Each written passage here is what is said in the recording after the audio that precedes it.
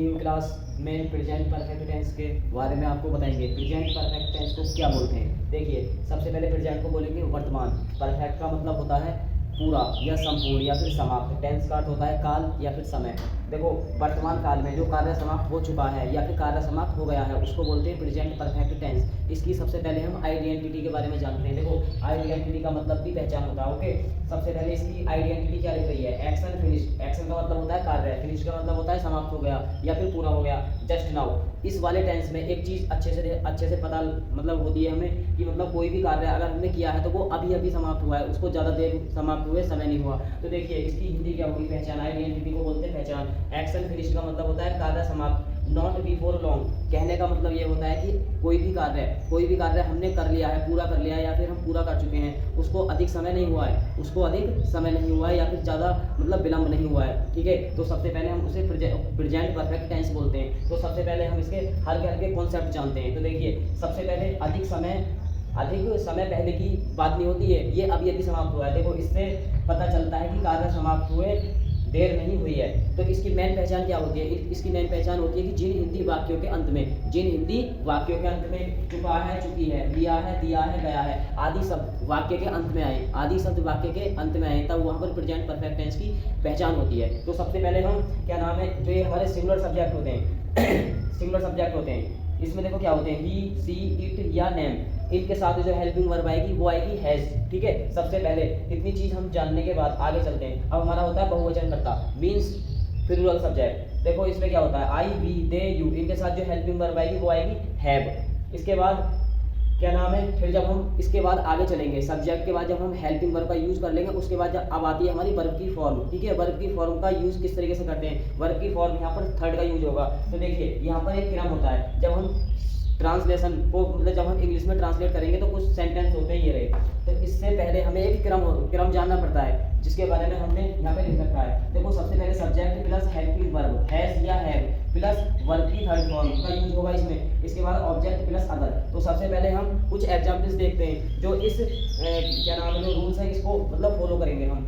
देखो, भारत ने मैच जीत लिया है, बाकी का लास्ट में क्या आ गया? दिया है, गया है, आया है, आई है, या फिर चुका है, चुकी है, चुके हैं, या फिर चुका हूँ, ये चीज़ बाकी के लास्ट में आए, तब वहाँ पर प्रेजेंट परफेक्ट टेंस की पहचान होती है। तो भारत ने मैच जीत लिया है, तो भारत का मतलब इंडिया। तो सबसे पहले हम लगाएंगे इंडिया। इसके बाद हम हेल्पिंग वर्ब। देखो, भारत, इंडिया अपनी कंट्री है, तो ये नाम है, तो ये सिंगुलर सब्जेक्ट हो गया, तो इसके साथ हेल्पिंग वर्ब हैज का यूज करेंगे, इंडिया हैज। देखो, इसके बाद होता है जीतना मतलब जीत लिया है, जीत चुके हैं, बिल्कुल किला कर दिया, क्लियर। तो इसके बाद देखो, जीतने की होती है विन की थर्ड होगी won, India has won the match. देखो, नेक्स्ट सेंटेंस, आकाश में तारे निकल आए हैं। तो सबसे पहले हम यहाँ पर सब्जेक्ट की बात करेंगे। तारे प्लूरल सब्जेक्ट है, तो इसमें क्या लिखेंगे? सबसे पहले प्लूरल सब्जेक्ट को स्टार्टिंग में लगा देंगे, स्टार्स। देखो, सब्जेक्ट हमारा स्टार्स हो गया, हेल्पिंग वर्ब हैव का यूज होगा, स्टार्स हैव। निकलने का मतलब होता है उदय होना, जैसे कि सूरज उदय होता है उसको निकलना ही बोलते हैं। तो यहाँ पर भी तारे के लिए हम राइज लगाएंगे, तो राइज की थर्ड जो होगी वो राइजन होगी। देखो, स्टार्स हैव राइजिंग, तारे निकल आए हैं या फिर तारे निकल चुके हैं, किस जगह पर निकल चुके हैं, ये हमारा ऑब्जेक्ट होगा, in the sky. I hope ये आपको दो सेंटेंस समझ में आएंगे। अब नेक्स्ट सेंटेंस है, मैं यह खबर पहले ही सुन चुका हूँ। एक बात का आप विशेष ध्यान देंगे, यदि प्रेजेंट परफेक्ट टेंस में पहले ही शब्द वाक्य के बीच में आ जाए, तो हम सबसे पहले क्या करते हैं? सबसे पहले हम पहले ही शब्द जो होते हैं ना, उनकी तीन इंग्लिश होती हैं, बिफोर, अर्लियर और ऑलरेडी। इनका यूज हम क्या नाम है, दो तरीके से करते हैं। जब हम इंग्लिश में कुछ सेंटेंस होंगे उनको ट्रांसलेट करेंगे तो इनका यूज हम दो तरीके से कर सकते हैं। देखिए कैसे। सबसे पहले मैं यह खबर पहले ही सुन चुका हूँ, तो सबसे पहले आई हमारा प्लूरल सब्जेक्ट है। देखो, यहाँ पे आई प्लूरल सब्जेक्ट है, तो हेल्पिंग वर्ब हैव का यूज होगा, आई हैव। इसके बाद जो हमारा ये ऑलरेडी होता है, इसको हम यहाँ पर हेल्पिंग वर्ब के बाद लगा देंगे, आई हैव ऑलरेडी।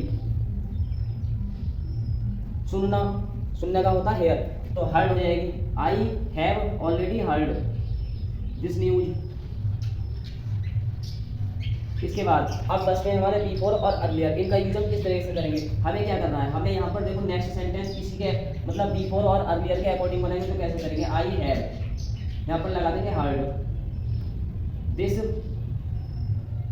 न्यूज, यहाँ पर हम लास्ट में लगा देंगे बिफोर। तो हमारा सेंटेंस कंप्लीट हो जाएगा। अब आती है अर्लियर की बात। इसका यूज हम किस तरीके से करेंगे? इसका यूज हम जब बनाएंगे तो यहाँ तक ऐसे रहने देंगे, फिर इसके बाद इस बी4 की जगह हम अर्लियर कर देंगे,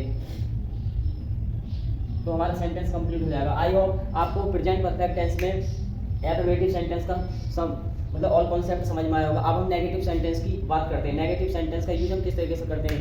इधर देखिए नेगेटिव सेंटेंस का यूज हम प्रेजेंट परफेक्ट टेंस में किस तरीके से करते हैं? देखिए इस तरीके से करते हैं। यदि हमारे वाक्य में नहीं आ जाए, तब जो हमारी हेल्पिंग वर्ब होती है ना, हैज, हैव, उनके बाद तुरंत नॉट लगा देते हैं। बाकी रूल्स एफर्मेटिव के अकॉर्डिंग रहता है। देखिए कैसे। अब यहाँ पर क्या नाम है, मतलब ये कुछ सेंटेंसेज हैं जिनका यूज हम रूल्स के अकॉर्डिंग करेंगे। देखो, चित्रा ने अपना कार्य पूरा नहीं किया है, तो पूरे के बाद क्या आ गया? नहीं। जाहिर सी बात हो गई, इसमें नेगेटिव सेंटेंस का यूज हो गया। तो ये हमारा जो सब्जेक्ट क्रम होता है ना, subject plus helping verb has, have, इसके तुरंत बाद हम क्या लगा देते हैं? नॉट लगा देते हैं। बाकी हमारे जो सब्जेक्ट हैं, मतलब उनके साथ जो हेल्पिंग वर्ब लगनी है वही हमारे यहाँ पर उसके अकॉर्डिंग लगेगी, जैसे कि सिंगुलर के साथ हैज और प्लूरल के साथ हैव। तो देखिए, चित्रा ने अपना कार्य पूरा नहीं किया, तो चित्रा सिंगुलर सब्जेक्ट है, तो यहाँ पर लगा देंगे चित्रा। फिर इसके बाद हेल्पिंग वर्ब हैज, फिर लगा देंगे नॉट। देखो, पूरा और करना, इसके लिए कंप्लीट होता है तो कंप्लीटेड हो जाएगा, कंप्लीटेड। अब यहाँ पर आती है अपना कार्य। देखो, चित्रा ये एक क्या नाम है, मतलब लड़की का नाम है, तो चित्रा से हमारा सब्जेक्ट मतलब चित्रा से निकलेगा सी, और इसके साथ अपने की अंग्रेजी होती है हर। तो यहाँ पर चित्रा हैज नॉट कंप्लीटेड, यहाँ पर लगा देंगे हर। और देखो, कार्य या काम की होती है वर्ब, तो सेंटेंस हमारा कंप्लीट हो गया। मैंने अपना कार्य पूरा नहीं किया है, तो इस सेंटेंस को जो हम इंग्लिश में ट्रांसलेट करेंगे तो आई आ गया, प्लूरल सब्जेक्ट है तो आई के साथ हेल्पिंग वर्ब हैव आ जाएगी। आई, इसके बाद लगा देंगे हैव के बाद देखो फिर हमारा आ जाएगा नॉट। आई हैव नॉट, देखो पूरा नहीं किया, तो आई हैव नॉट कंप्लीटेड, आई के साथ अपने की अंग्रेजी होती है माई। इन सेंटेंसेस का यूज हम यहाँ पर अपने के लिए कर सकते हैं, लेकिन जब हम इनका मतलब जो ये आई के साथ ये जो माई आ जाती है, ये सब पॉजिटिव फॉर्म होती है जिनका यूज हम डायरेक्ट से इनडायरेक्ट बनाने के लिए करते हैं। तो फिलहाल यहाँ पर देखिए, I have not completed my work. अब यहाँ पर नेक्स्ट सेंटेंस है, मैंने इस लड़की को 2 दिन से नहीं देखा है। हमें सबसे पहले इन सेंटेंसों में कुछ और बात भी है जिन पर हमें मतलब गौर करना है। देखो, यदि हमारे वाक्य में मतलब कोई निश्चित समय आ जाता है, निश्चित समय का मतलब होता है जैसे कि जनवरी से, सुबह से, शाम से, तो इस चीज़ के लिए हम यहाँ पर निश्चित समय के लिए सिंस का यूज करते हैं। अनिश्चित समय का मतलब होता है फोर, उसके लिए हम फोर का यूज करते हैं। फोर का यूज कैसे करेंगे? जैसे कि हम 2 घंटे से क्या नाम है, 2 घंटे से, 2 दिन से, और क्या नाम है मतलब 2 साल से, ये हमें पता नहीं होता ना कौन सा काम मतलब किस समय से कर रहे हैं, तो वहाँ पर अनिश्चित के लिए 4 लगा देते हैं। फिलहाल हम निश्चित समय की बात कर रहे हैं, तो मैंने इस लड़की को 2 दिन से नहीं देखा, तो आई हैव, इसके बाद लगा देंगे आई हैव नॉट। देखो, देखना मतलब सी, इसकी थर्ड हो जाएगी सीन। मैंने नहीं देखा है, किसको नहीं देखा है? इस लड़की को, तो क्या लगा देंगे यहाँ पर दिस। लड़की का मतलब होता है गर्ल, 2 दिन से, 2 दिन से पता ना कौन से दिन, इसलिए जब हमें पता नहीं होता तो यहाँ पर अनिश्चित समय हो गया। ठीक है, तो अनिश्चित समय के लिए 4 का यूज करेंगे, तो I have not seen this girl मतलब 4 2 days। इसके बाद नेक्स्ट सेंटेंस है, वे जनवरी से यहाँ नहीं आए हैं, जनवरी जाहिर सी बात है निश्चित समय है, हम पीछे काउंटिंग करके पता लगा सकते हैं कि जनवरी मतलब कितना समय हो गया। तो दे यहाँ पर लगा देंगे हैव, प्लूरल सब्जेक्ट है तो हैव का यूज होगा हेल्पिंग वर्ब में। दे हैव नॉट कम, यहाँ पर लगा देंगे हेयर, जनवरी से, तो सिंस लगा देंगे, इसके बाद सिंस के बाद लगा देंगे जनवरी। देखिए, अब इसके बाद एक सेंटेंस और है यहाँ पे, चित्रा ने अभी काम खत्म नहीं किया है, हमने अभी तक लंच नहीं किया है। अब इन सेंटेंसों में कुछ ऐसे शब्द आ जाते हैं जिनकी इंग्लिश बनाने के लिए हमें अधिक से अधिक देखना पड़ता है। देखो, चित्रा ने अभी तक, ये देखो यहाँ पर क्या होता है, अभी या अभी तक, इसके लिए हम यट या फिर सो फार का यूज कर सकते हैं। तो देखो, चित्रा ने अभी अपना क्या नाम है, अब चित्रा ने अभी काम खत्म नहीं किया, तो चित्रा लगा देंगे सबसे पहले,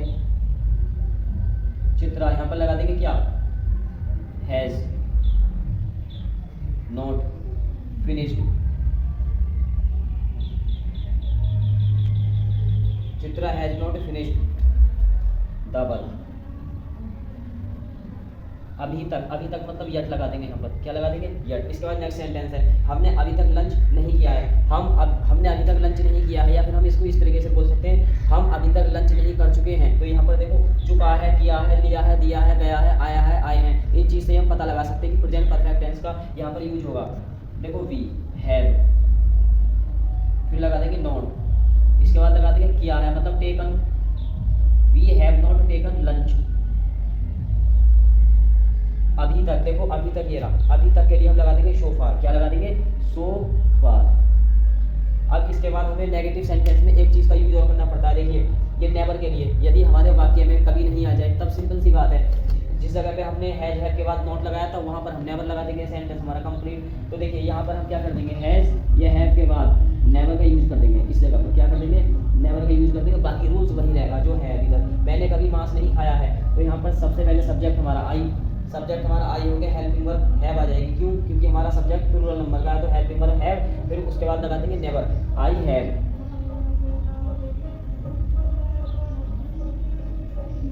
आई हैव नेवर ईटन, ये लगा देंगे मीट। इसके बाद नेक्स्ट सेंटेंस है, मैंने कभी हवा को नहीं देखा है, मैंने कभी हवा को नहीं देखा है, या फिर इसको इस तरीके से बोल सकते हैं, मैं कभी हवा, मैं कभी हवा को नहीं देख चुका हूँ, तो यहाँ पर लगा देंगे आई हैव, फिर लगा देंगे नेवर सीन द विंड। देखिए आई होप आपको affirmative sentence and negative sentence में नेवर का यूज और नॉट का यूज किस तरीके से करते हैं आपको समझ में आया होगा। अगर कुछ भी डाउट हो तो आप कमेंट में मुझसे कुछ भी पूछ सकते हैं, ये जो भी आपके रिजल्ट समझ में नहीं आया आप पूछ सकते हैं। अब हम इंटरोगेटिव सेंटेंस, नेगेटिव सेंटेंस के बाद जो इंटरोगेटिव सेंटेंस आता है उसके बारे में देखते हैं। तो इधर देखिए अब हम इंटरोगेटिव सेंटेंस की बात करते हैं। इंटरोगेटिव सेंटेंस में क्या होता है, देखो मैं लास्ट वीडियो की तरह इसमें भी यही बताऊंगा कि इंटरोगेटिव सेंटेंस में क्या शब्द वाक्य के स्टार्टिंग में आता है। देखिए सबसे पहले क्या शब्द वाक्य के अगर शुरू में आता है तो क्या करते हैं, देखो हमें क्या शब्द की अंग्रेजी हैज हैव को क्या नाम है सब्जेक्ट के अकॉर्डिंग शुरू में लगा देते हैं, बाकी सब्जेक्ट को लगाकर इंग्लिश में ट्रांसलेट कर देते हैं। देखिए क्या आपने कभी शराब पी है, तो क्या लगा देंगे, क्या आपने कभी शराब पी है, तो यहाँ लगा देंगे हैव, इसके बाद लगा देंगे यू, ठीक है। इसके बाद कभी की यहाँ लगा दो एवर, यहाँ होता कभी नहीं तब हम नेवर लगा देते, अब यहाँ कभी है तो एवर लगेगा, हैव यू एवर, पीने की होती है ड्रिंक, थर्ड हो जाएगी ड्रंक, यहाँ लगा देंगे वाइन, क्वेश्चन मार्क का चिन्ह लगा देंगे। इसका क्या चांद अभी तक नहीं निकला है, अभी तक नहीं निकला है या फिर अभी तक उदय नहीं हुआ है, तो यहाँ पे लगाएंगे हैज, फिर the moon, has the moon not, निकलने का मतलब होता है राइज, तो राइजन। इसके बाद अभी तक, मैंने आपको अभी लास्ट क्या नाम है मतलब उसमें मतलब सेंटेंस में बताया था कि इसके लिए यट लगाते, तो यहाँ पर भी यट लगेगा। जैसे क्या तुम पागल हो गए हो, तो यहाँ पे लगाएंगे हैव, इसके बाद लगा देंगे यू, हैव यू, देखो पागल हो गए हो, होने का मतलब कौन, हैव यू, मतलब हैव यू गॉन मैड, क्या तुम पागल हो गए हो। इसके बाद नेक्स्ट सेंटेंस है, नेक्स्ट सेंटेंस आप मुझे कमेंट में बताएंगे ये किस तरीके से बनेगा। इसके बाद हम इंटरोगेटिव सेंटेंस के सेकंड स्टेप में आते हैं। देखो इंटरोगेटिव सेंटेंस के सेकंड स्टेप में क्या होता है, यदि प्रश्नवाचक वाक्य में जैसे कि क्या, कब, कौन, कहाँ, कैसे वाक्य के बीच में आ जाए, तब हम सबसे पहले इनकी ही अंग्रेजी शुरू में लगाकर बाकी के नाम को फर्स्ट टाइप जो होता है उसके अकॉर्डिंग बना देते हैं। देखिए कैसे, देखो यहाँ पर क्वेश्चन वर्ड आने पर क्वेश्चन वर्ड प्लस, मैंने यहाँ पर फर्स्ट टाइप लिख रखा है, क्यों लिख रखा है, क्योंकि क्वेश्चन वर्ड के बाद ही तो हमें ये चीज़ इसके बाद ही जोड़नी है। तो देखिए वह गांव से क्यों भाग गया है, तो सबसे पहले क्यों की अंग्रेजी, ये एक क्वेश्चन वाली बात हो गई। जिस वाक्य में क्वेश्चन करा जाए, जिस वाक्य में प्रश्न करा जाए, तो वहाँ पर क्वेश्चन क्या नाम मतलब मार्क की जो इंग्लिश होती है उसको स्टार्टिंग में लगा देते हैं। वह गाँव से क्यों भाग गया, तो लगा देंगे भाई। इसके बाद सब्जेक्ट हमारा सिंगुलर सब्जेक्ट का है, तो हैज, भाई हैज ही, देखो भागना रन, जिस जगह पर है और वहाँ से मतलब जाए तो वहाँ पर रन के साथ अबे आ जाता है, रन अबे, ठीक है। इसके बाद गाँव से, तो फ्रॉम विलेज, क्वेश्चन मार्क लगा देंगे। देखो तुमने आज नाश्ता क्यों नहीं किया है, या फिर तुम आज नाश्ता क्यों नहीं कर चुके हो, तो क्यों शब्द आ गया, ये भी एक क्वेश्चन वाली बात होगी, तो यहाँ पे लगा देंगे भाई। सिंगुलर सब्जेक्ट नहीं प्लूरल सब्जेक्ट का हमारा यहाँ पर जिक्र हुआ है, तो यहाँ पे हैव लगा देंगे, भाई हैव। इसके बाद लगा देंगे यू, इसके बाद लगा देंगे नॉट, देखो करना मतलब टेकन ब्रेकफास्ट। इसके बाद लगा देंगे आज, आज का मतलब होता है टुडे। देखिए इसके बाद जो मैं आपको कॉन्सेप्ट समझाने जा रहा हूँ वो बहुत बेहतरीन कॉन्सेप्ट है। यदि हमारे वाक्य में प्रेजेंट परफेक्ट टेंस के वाक्य में कौन कौन किस किसने ये आ जाए, तब वहाँ पर हमारी जो मतलब जो हमारी मतलब जो क्वेश्चन मार्क होते हैं, ठीक है, उनका यूज किस तरीके से करते हैं। यदि हमारे वाक्य में कौन कौन दो बार आ जाए तब वहाँ पर प्लूरल, ठीक है, और किस किसने आ जाए तब भी प्लूरल का होता है। लेकिन यदि कौन या किसने एक ही बार आए तब वहाँ पर एक वचन का यूज होगा। बाकी हमें क्या नाम है मतलब इंग्लिश में ट्रांसलेट करेंगे। देखो यहाँ पे मैंने लिख रखा है, यह हमें प्लूरल बहुवचन का मतलब संकेत देता है। देखो तुम्हें किस किसने पीटा है, तो सबसे पहले क्या लिखेंगे, किस और किसने, दो बार आ गया तो प्लूरल हो गया, तो सबसे पहले लगा देंगे हु, हैव, बीटन लगा देंगे यहाँ पे बीटन। इसके बाद लगा दो यू, यहाँ पर सब्जेक्ट हमारा जो यू होता है वो लास्ट में आ जाता है। देखो तुम्हें किसने पीटा है, तुम्हें किसने पीटा है, या फिर तुम मतलब हाँ यही बनेगा, तुम्हें किसने पीटा है। देखो कैसे करेंगे, हु, हैज़ बीटन, इसके बाद यू। ठीक है, इसका जो क्रम होता है, इसका क्रम किस तरीके से होता है, सबसे पहले यहाँ पे लगा देंगे हु, इसके बाद क्या लगा देंगे, जो हमारी हेल्पिंग वर्ब होती है हैज़ या हैव, उनका यूज कर देंगे, फिर वर्ब की थर्ड फॉर्म लगा देंगे, फिर बाद में जो हमारा सब्जेक्ट होता है उसका यूज कर देते हैं, इंग्लिश में ट्रांसलेट हो जाता है। जैसे कि मंदिर कौन गया, तो यहाँ पे क्या लगा देंगे, हु, हैज़, फिर लगा देंगे गॉन, फिर लगा दो टू टेम्पल। आज के लिए फिलहाल इस वीडियो में इतना ही। नेक्स्ट वीडियो में पास्ट परफेक्ट टेंस के साथ हम बहुत ही जल्दी आएंगे। तब तक के लिए आप बने रहिए। जय हिंद।